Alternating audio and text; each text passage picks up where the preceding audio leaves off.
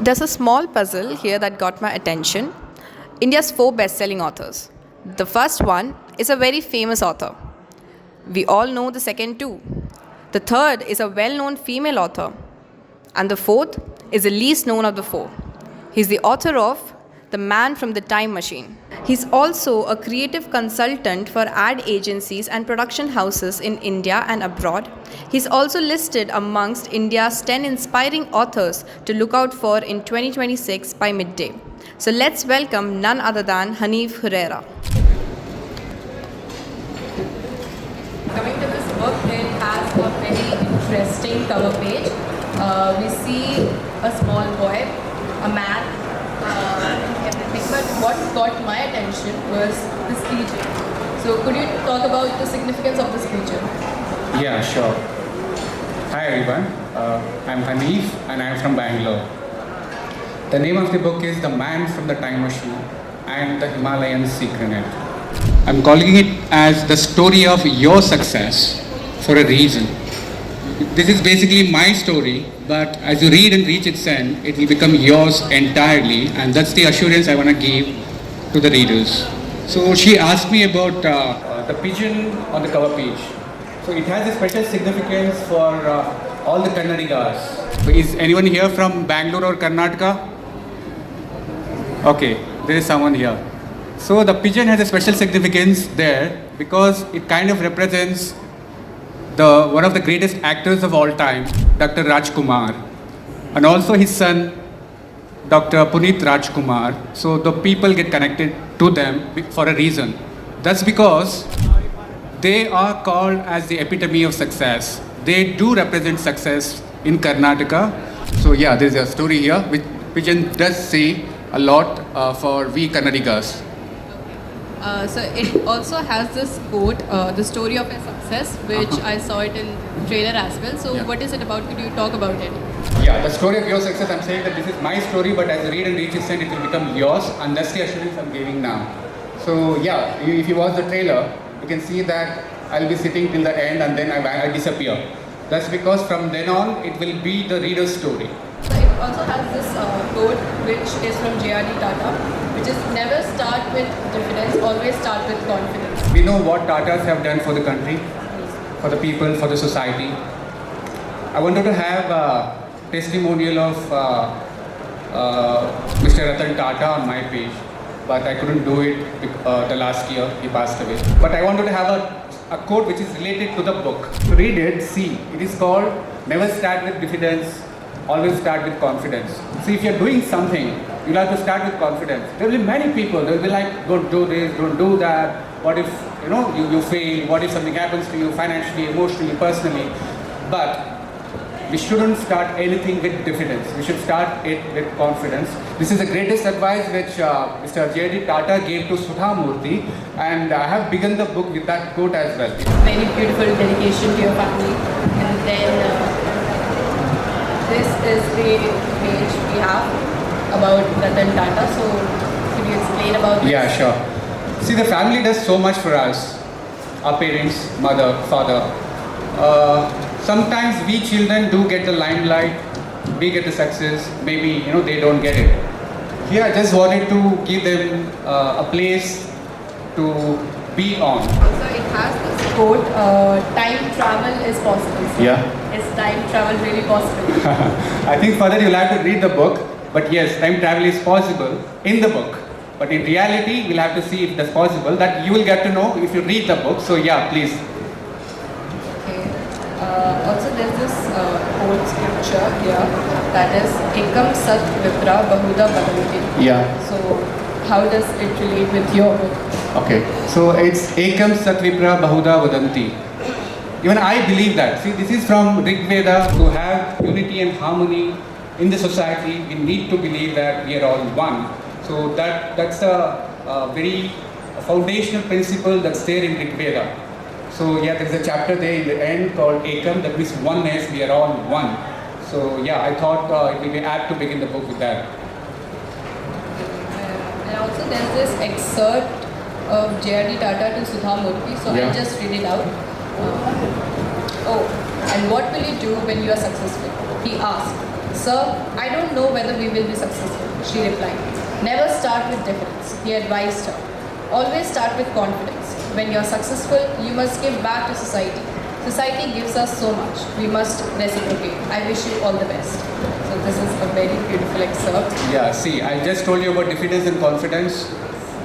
I had an opportunity to attend an event with Ms. Sudhamurthy. When she was coming out of their office, she met Mr. K.R.D. Tata. She told him that they are starting a new company called Infosys. That's how it began. He did ask her, what you gonna do once you are successful? But she says that, sir, we don't know if we will be successful. This is when he tells her that never start with diffidence, always start with confidence. That's how this great principle of doing things for the society from Tata to Infosys, got transferred. Till date, even Infosys has been doing a lot of things for the society. Content topics. The one is the speaking tree. We also have DDLJ as the topic. Chintu's bicycle, which is really interesting. There was this one topic which I liked it. It was the speaking tree, and it talks about thoughts are seeds. So could you talk about it? There's also this proverb here that is, the journey of 1,000 miles begins with a single thought. So you might have heard of this proverb. The journey of 1,000 miles begins with a single step, right? So here it is, the journey of 1,000 miles begins with a single thought is what I believe in, because a thought precedes the first step or the single step. Because our mind is a fertile realm where we can plant different seeds of thoughts. The thought could be positive to my mind. That's going to reflect in our lifestyle, in the kind of work we do. So it's very important to plant the seeds first. Yeah, so I believe that thoughts are seeds, and it's very important to plant the right seeds, right thoughts, to be surrounded with right people. So this is all that matters the most, and that's one of the first chapters which I have written in the book. Yeah. Also, this book talks about Ekam, oneness. It also has a story about APJ Abdul Kalam. Yeah. So could you talk about this chapter as well? What is this Ekam? Sure. So like I mentioned in the beginning, I believe in Ekam, and that's the extended version which is there in the book. It's a self-help book, but there is a story which has been inspired by a true story. But yeah, I do have fictionalized it a little because fact bores people. So I have tried to maintain the curiosity, keep things thrilling till the end. Even if you reach the last letter of the book, in the end, I have called it as the beginning. This is a self-help book, but it has stories. It has a main story about this boy having a conversation with a man from the time machine who has come from the time machine. So, and this 10-year-old boy asks him about success. What is success? The man gives him the Himalayan secret. Himalayan secret is something which the man got from Mount Kailash. Mount Kailash, we all know how divine it is, how important it is for us Indians, even though it's in different part of the country now, it's not in India now. This was the man I, as a 10-year-old, met, and he had given me the Himalayan secret, which I'm passing on to the readers through this book. You asked me about Abdul Kalam, right? I'll tell you what can happen writing a book. A single book can really change your life. I'm the living example to tell you that this did change my life. I'll tell you how. Someone in Chennai read this book. They happened to read this book. They were from JBAS College. It's also called SIET College. It's a women's college. They invited me as a chief guest to inaugurate their English association. So it was a huge honor. Initially, I was skeptical whether to go there and inaugurate this English association, but they said that the book is really good, the stories are really good, we'll be glad to have you. So I went there, and from there, I was invited by APJ Abdul Kalam International Foundation in Rameswaram. So I met the co-founder. I went to this residence of Mr. Kalam, and this guy has influenced me so much. So if you see that, you will know that. He tells that. I'll just tell you. I'll just read it out.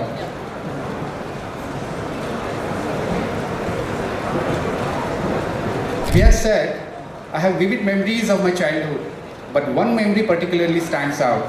As a 10-year-old boy, I recall three contrasting personalities meeting from time to time in our home.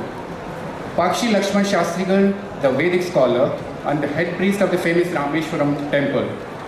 Reverend Father Bodal, who built the first church in Rameswaram, and A.B. Jainul Abdin, my father, who was an imam in the mosque. These three would sit in our courtyard, each with a cup of tea, discussing and finding the solutions to the various problems. Three wise men of Rameswaram, a Hindu, a Muslim, and a Christian, greatly influenced Kalam. As he grew up, this innate belief strengthened within him. He realized India's diverse problems could only be solved through dialogue and cooperation among religions, social and political leaders. His father also impressed upon the young Kalam the value of interfaith respect and dialogue. We all know about Vasudhaiva Kutumbakam. Most people were professing it, but these beautiful people in Rameswaram practiced it. If you know the significance of Rameswaram, there is this Ramnath Swami Dhanushkodi. Dhanushkodi is where the Ram Setu was built from India to Sri Lanka in Ramayana. So in the trailer, if you have seen, I'm sitting there, I went there and shot it. So there's such a beautiful significance. The vibes in Rameswaram is so good. There are all kinds of people from different faiths and religions, but still they lived in harmony. Can you imagine how this thing impacted the young Kalam? We know what kind of a great personality he is. Thousands and lakhs of people have been influenced. I'm one of them. I'm sure even you are. He believed in education so much. He died while he was teaching something. All these places, all the places where Mr. Kalam grew up. In fact, I went to his school as well. Yeah, this is what that's there in Acclaimed. Alright. I want to ask, do you remember the moment when the idea for the man from the time machine first came to you? Yeah, I'll tell you. I'm into filmmaking. Do it. I couldn't do a film. That's because doing a film required a team. But in COVID, I couldn't get a team. So the thing I did was, I thought that what I can do in my individual capacity. So I thought maybe I'll write a book. So then, I just started writing a book. Actually, the thing is, in the beginning, I just wanted to have my name on the book. It's so funny. But then I started working on it. I was like, no, I want to make it a bestseller. In Bengaluru at least. And then I thought maybe in Karnataka. And then thought maybe in India. So for that, you need efforts, real efforts. So I wrote a draft, I sent it to a couple of editors, they edited it. And now, and finally the final book is here. Okay, the book blends fantasy with self-help. So why did you choose fiction as the medium to explore life lessons? See, self-help books are kind of boring. To tell these principles, like I told you about the speaking tree. Yes. There is also DDLJ. The man wondered why he was not successful. And also the Akam, the Abdul Kalam thing. All these things have a lot of principles, the thoughts that we need, as children, and even the parents and teachers want to teach these things, the morals, principles to the students. But I didn't want it to be preachy. That's how I made it entertaining. So to be entertaining, fiction had to be there. So there is fantasy also. People do get excited with fantasy, fiction. So I've tried to blend all these things in the book. That's great. Is there a particular passage in your book that feels most personal to you? Is it? Personal to me. Well, I think I already quoted most of the things. But I'll tell you one thing. And it was raining. I was just on the ground floor, lying next to my mother. And suddenly there was a huge downpour. And the water started leaking. We couldn't sleep. As I woke up, I saw my mother and father struggling, trying to get the vessels to get the leaking water. She came back and she tried to put me back to sleep. And I could see that her eyes were wet. And I just looked into her eyes and told her, "Mom, don't worry. I'll build a house with gold bricks." So that moment, for that, to make money, what I chose was to get education. So I thought that education is very important to make money, to get a name, fame, everything. So I wrote this JNVST examination. It's called Jawahar Navodaya Vidyalaya selection test, and I got selected, being offered by central government, Ministry of Education. Then it was HRD, and then I got a free education from this institute from 6th to 12th. So yeah, I think it all began from there. So the plug of this book has this question: how to be successful in life? Yeah. So did you find the answer? Of course I did. And also the main thing is, while writing the book, I got to know what success is. Success is subjective for me. It's different for you. Different. Maybe it's getting a job, If I say that this is what success is, that won't be good. Why would someone want to read my definition of success? So this is why I tell you that I have told you what success means to me, but in the end, as you reach, you will get into my place, the writer's place, and from there it becomes the reader's story. So now I have created this platform, this space where the reader can get into, and from there they can start their journey of success. How they're gonna do it is the curiosity element that stays till the end. But yeah, this is why I'm calling it as the story of your success. So the Himalayan secret is what this man gave to me, who he is, where he came. Yeah, he came from Mount Kailash, but I don't know, a lot of things here. But if I tell that, this will be success, that won't be good on my part. So yeah, the reader would know that. In fact, the Himalayan secret, what he gave to me is different, but what that person, if you meet him by reading the book, you would know what it is. Yeah. What do you hope a reader carries with them after finishing this book? They'll enjoy the process first. There's a chapter called The Hare and the Tortoise 2.0. What is it about? Could you... 2.0. Yeah, we all have been taught in our schools The Hare and the Tortoise, but it's 2.0, it's the second edition. So you should give it a read. Okay, I'll give it a read. So my question would be, what can a book do for an author or a reader? What can a book do for an author or a reader? Yes. See, it's very important to initiate the habit of reading. Many writers have been doing that, and even my intent was that by reading books or just with the habit of reading, I have been influenced so much. Whatever I have read is all because of reading, whatever I have learned. Yes. It could be academic books or fictional books, non-fictional books, even a newspaper. We used to subscribe to the Hindu when we were in boarding school, and the charge of that was 50 rupees per month. We used to split it with our benchmates. So it all started from there, the reading habit. And then the first book I read was The Other Side of Midnight by Sidney Sheldon. So even that kind of influenced me a lot as a writer. So whatever we learn from schools, the academic learning, that's important, but life skills are way more important. You might have seen many people who haven't even gone to the schools or colleges, but still there's such a successful stories. So it's very important to get the life skills, and these life skills sadly are not taught in schools. So further we need a platform to learn. So that is through books and reading is what I believe. So yeah, this is for a reader. And for an author, see, I wrote this book, I was invited by some huge university and then from all these institutions, and even I get invites from schools and colleges to conduct workshops on creative writing. So yeah, a book can do a lot. I can go to any place, anywhere in the world and tell that I'm the author of this book. So my one last question. Yes, please. If you could leave readers with one thought or question today, what would it be? Okay, it is your story. It is a story of your success. Are you ready to see it unfold? Yeah. Okay. All right, okay. So let's conclude it. So we have Hanif Hurairah, and we have the signed copies there. If you want to talk to him and everything, it's there.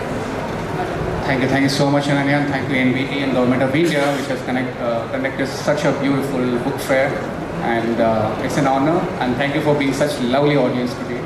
Thank you so much. Thank you, sir. One message to the world. I have arrived.